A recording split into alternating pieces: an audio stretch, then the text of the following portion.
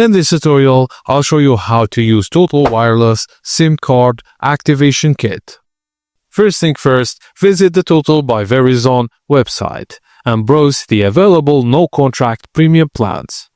Select the one that fits your data and call needs, and on the website, click Activate button. Then begins the activation process. Now the website will guide you step by step. Just make sure you have your device and SIM card handy. Now provide your device's serial number. You can find it in two ways: on the red activation card that came with your SIM, or on your phone under Settings, About Phone, and Status.